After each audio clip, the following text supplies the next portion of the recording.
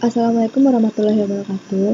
Perkenalkan, nama saya Diana Vitazola dengan NIM 18060088. Baik, saya akan melanjutkan materi dari tugas KWU, yaitu tentang aspek operasional. Yang pertama ada peranan aspek operasional. Sebelum itu kita harus tahu apa itu manajemen operasional. Nah, manajemen operasional adalah sebuah usaha pengelolaan secara maksimal dalam penggunaan faktor produksi. Nah, dalam manajemen dikenal dengan istilah 6M, yaitu money, materials, machine, method, dan market, dalam rangka proses mengubahnya menjadi berbagai produk barang atau jasa. Kegiatan inti dari manajemen operasional berupa sistem produksi yang umum dikenal sebagai input, proses, dan output. Setiap komponen dari sistem tersebut masing-masing memiliki porsi untuk pengelolaan faktor-faktor produksi yang dimiliki oleh perusahaan. Oleh karena itu, sistem tersebut harus selalu bersinergi agar kegiatan operasional perusahaan berjalan dengan lancar. Mengacu pada penjelasan tentang pengertian manajemen operasional tadi, seorang manajer harus benar-benar paham keseluruhan proses yang ada dalam perusahaan.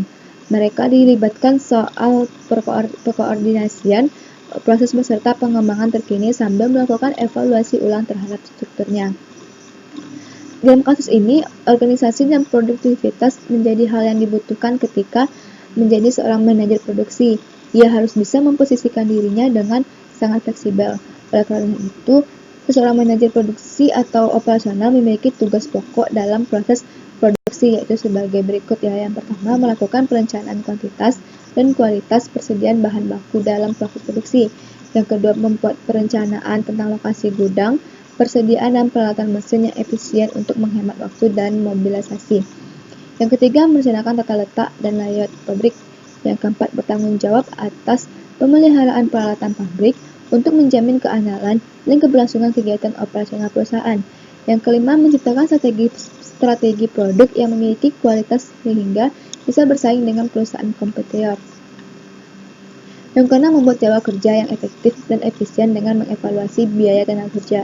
Yang terakhir, manajer operasi memiliki tanggung jawab penuh atas kelangsungan hasil produksi, baik dari sisi kuantitas maupun kualitas. Nah, yang kedua, kita akan membahas tentang unsur-unsur penting dalam aspek operasional. Perencanaan produksi atau production plans, yaitu perencanaan yang berhubungan dengan metode dan teknologi yang dibutuhkan dalam pekerjaan.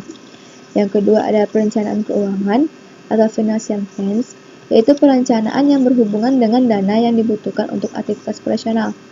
Yang ketiga ada perencanaan fasilitas atau facilities plan, yaitu perencanaan yang berhubungan dengan fasilitas dan layout pekerjaan yang dibutuhkan untuk mendukung tugas. Yang keempat ada perencanaan pemasaran atau marketing plans, yaitu berhubungan dengan keperluan penjualan dan distribusi barang atau jasa. Yang terakhir ada perencanaan sumber daya manusia atau human resource plans, berhubungan dengan rekrutmen, penyeleksian dan penetapan orang-orang dalam berbagai pekerjaan. Nah, berdasarkan dari yang dijelaskan tadi, rencana operasional yang akan saya lakukan dalam usaha saya itu target konsumen adalah kalangan anak-anak, mahasiswa, pelajar, wedding, dan umumnya masyarakat yang tinggal di kota-kota. Nah, kualitas hasil foto dan pelayanan ini adalah faktor utama bagi saya, karena apabila kurang memuaskan maka dinilai akan kurang memuaskan dan para pelanggan akan mencari tempat lain. Namun apabila para pelanggan puas maka mereka akan berlangganan dan menyampaikan kepada teman-temannya. Nah, ini loh perusahaannya, foto di sini bagus. Nah, seperti itu. Nah, untuk lokasi pasar sasarannya, saya rencananya akan mendirikan usaha ini kelak di tengah-tengah pusat kota. Kenapa? Karena menurut saya itu adalah tempat yang sangat strategis. Selain letaknya di pinggir jalan dan di pusat kota juga. Nah, itu menurut saya sangat memudahkan transportasi. Juga sekitar lokasi dapat beberapa kompleks perumahan, sekolah, mulai dari taman kanak-kanak sampai SMA, dan juga ada kantor-kantor. Nah, untuk memulai proses ini, saya akan melakukan beberapa tahapan proses, yaitu antara lain Proses yang pertama dimulai dengan mengadakan promosi, baik melalui media cetak maupun menyebarkan brosur-brosur ke setiap kantor pemerintah, swasta, dan juga masyarakat. Dan yang kedua, proses kedua adalah melakukan layanan kepada konsumen. Dan yang terakhir adalah melakukan evaluasi sebagai upaya perbaikan pada masa mendatang. Baiklah, hanya itu yang dapat saya jelaskan.